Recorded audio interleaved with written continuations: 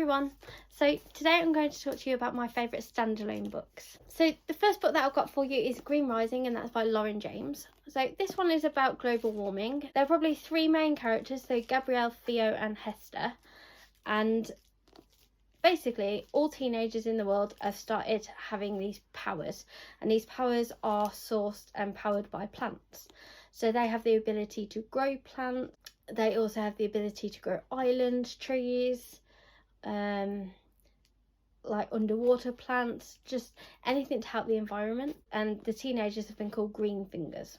So Gabrielle is a teenage activist, and Theo and Hester are part of an organisation using green fingers to help save the planet from global warming. It is really good. I definitely recommend the read.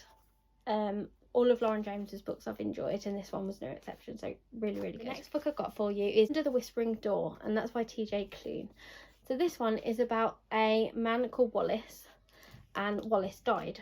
Then he's sent to a place called Karen's Crossing, where he meets Hugo, and Hugo's job is to help those who come into his little cafe type place to move on.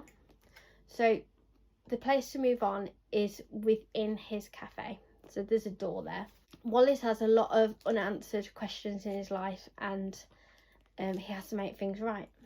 Yeah, essentially he's a ghost, and he can only be seen by Wallace and the other ghosts. It's a really good read. It's quite long, but I did get through it in only 2 days because it is really good.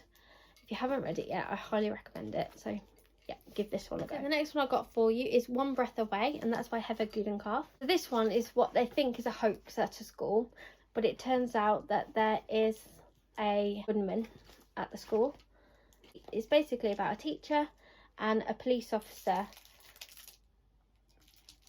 and there's a little girl alone in the corridors, and she rings her mother thinking that she's going to die. Right, I read it in a day.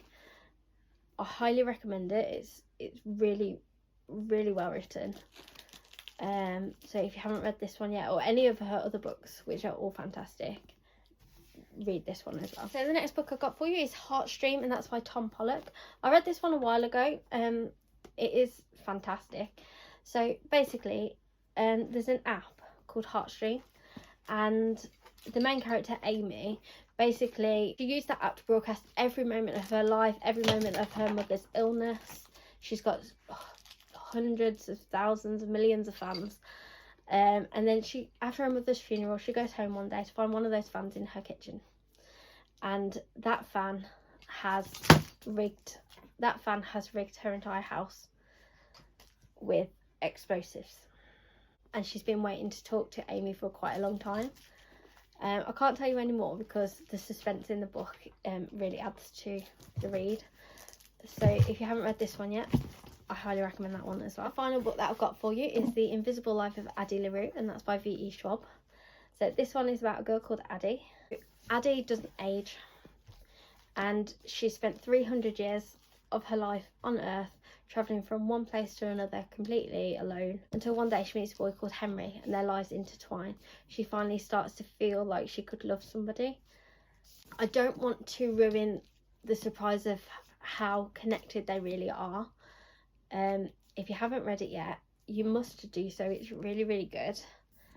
I absolutely adore the cover.